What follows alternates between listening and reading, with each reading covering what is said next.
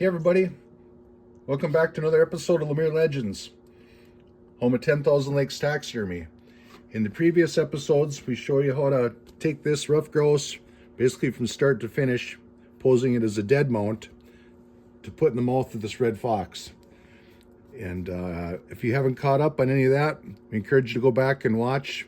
And we appreciate all the support for all of you who are patient waiting for us to complete this project. So, I believe 3 days has passed now. This grouse has been drying.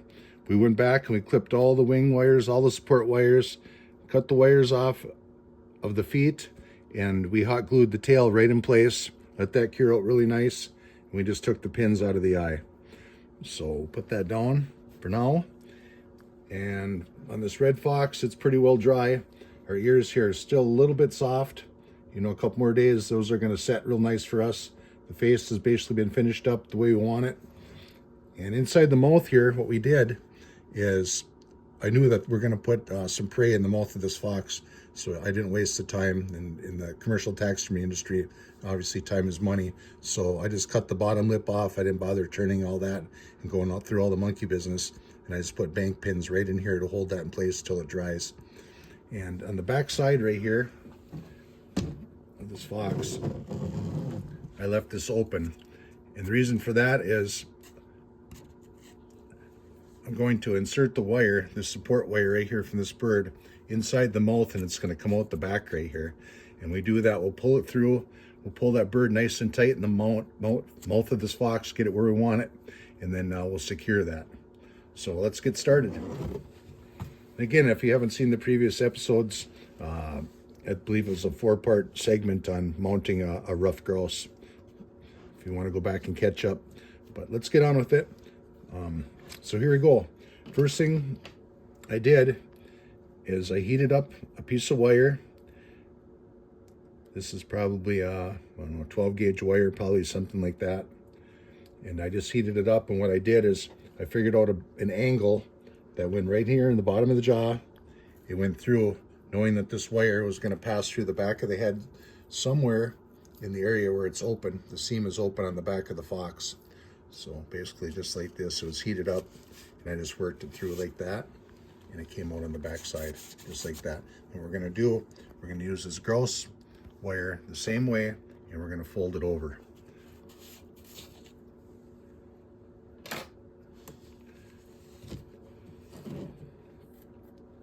And again, I didn't worry about the nose either. I mean, it looks like it's shriveled and a little bit wrinkled up here, but when that bird goes in there, all those feathers are gonna basically cover 90% of that nose when this is done. I've got my eyes pretty well prepped. My ears are a little bit soft. A couple more days and those will be set in place. My clay will be all set. And when I sew this together at the end, we can make final adjustments on that. But good looking fox. So here we go.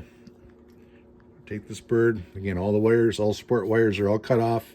I'm pretty happy with the way that tail is going to lay. And it should lay right on the top of this when we insert this into here. So let's just straighten this wire out a little bit and let's get started. So we're going to find that hole that I made in this fox right there. I'm going to start to insert that real slow.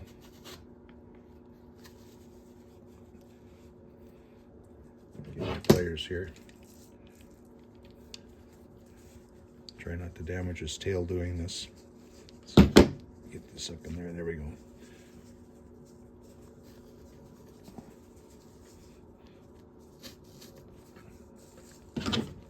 Now I could have made that insertion hole a little bit bigger, but I don't want to overdo it.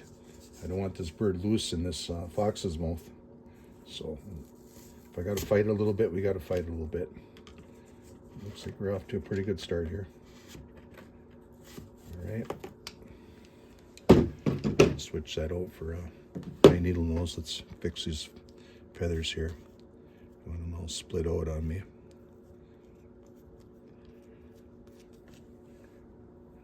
There we go, we're in good shape. I think that's the angle I want the tail. Looks pretty good. Let's pull this forward a little bit. Pull this fox forward so we don't damage our wing. All right. And we're going to continue. I'm going to come in from this side. A little bit awkward to try and get this on camera and keep the tail from bumping and the swing from getting damaged on the primary feathers down here on the table. So we're just going to come in here. I'm going to slowly bring that in. You can see the wires coming over the top right now. And we're just going to bring that in a little farther. Get in as tight as I can.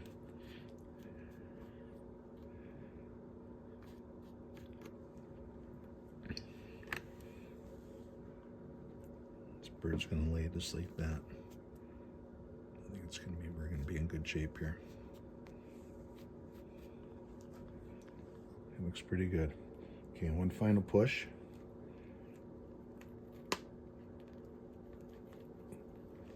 Just like that. That wing is right up against that foot. That's exactly what I wanted. Okay, what we're going to do is we're going to turn this around now. Make sure we don't ding that wing up again. Okay, we came out right where I wanted, right there. Okay, we're just going to pull this through a little more, just to cinch that as tight as we can, just like that. Basically what I did here is I cut a slot where that wire came through. You can see there's Bondo here, and there was a screw down and through that. And the body filler, this was just to attach the head back to the form. So, and this is my other attempt when I ran the wire through, and I determined that this is going to be too much of an angle for that fox. I wanted that, or excuse me, for the grouse to be on, I wanted to be on top of that foot, so I redid it so it came out there. And what I did is I just basically cut a slot right here in the foam. Real simple. And of course that slot's going to be to bend this wire back up right into there. And it'll just take us a second to secure that in place. And we'll be on our way. So we're just going to pull this through. We're going to bend that up. Just like that.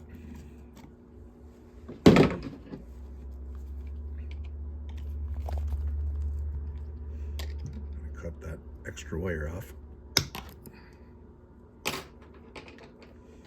What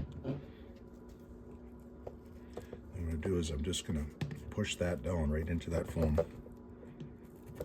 Just like that. Right into that slot. Just like that. Alright, let's see how we're looking on this side. Pretty happy with that. I got to get that nose covered up a little more, so I'm going to bring this in a little farther. Alright, I'm going to attempt to do all this at one time now so the camera can see it. I got to hold the bird. Not beat up the feathers. And I want to get that wire pushed right back in there farther.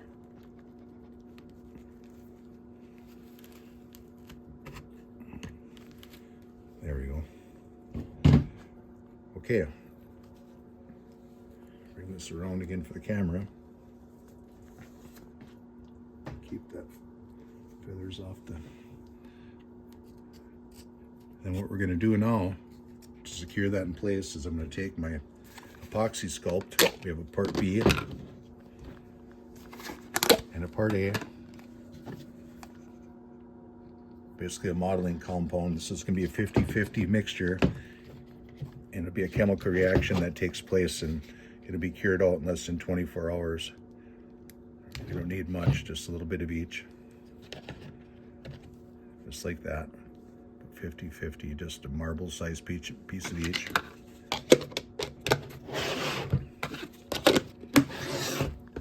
All right, we just add a little bit of water to this mix.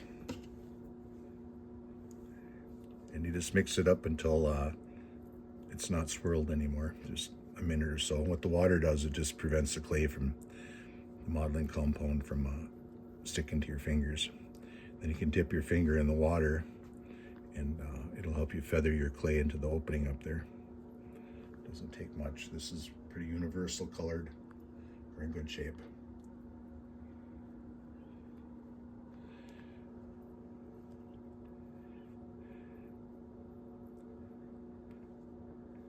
Okay, I'm gonna get the extra off my fingers here.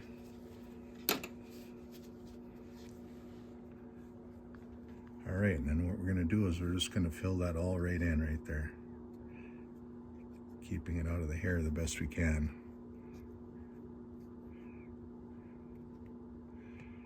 Just like that. Like I said, this is 12 hours just to be rock solid and 24 hours fully cured, and that would prevent that wire from popping out, especially during shipment. If this gets bumped or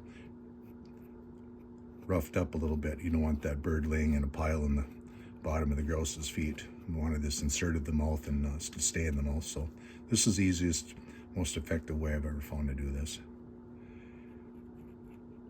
And like I said, just a little bit of water in your fingers, and that's going to be it. And that's going to cinch that bird right in that mouth, and it's going to prevent that wire from spinning one way or the other, and it's going to anchor it better than any glue you can probably find on the market. Just takes a little bit extra time to cure out. Like I said, I want to keep that hair out of off the clay.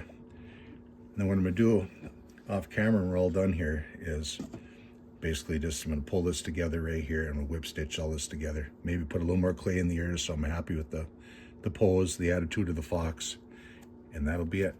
Real simple. Just basically some whip stitches back and forth, baseball style, from one side underneath back to the other side, 1/2 inch apart. And you could do it on camera, but it's basically like watching paint dry, I think, when you're watching somebody sew something together, especially a fox with this longer fur, and you got to keep pulling fur out of your stitching. So anyways, you get the idea of what we're after right there. Bring this around for you for one final look. Get my water out of the way here and everything.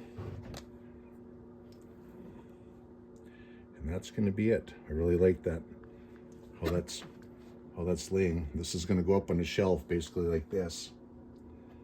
Of course, it'd be a much wider shelf, and that's how the mount is going to be designed to hang.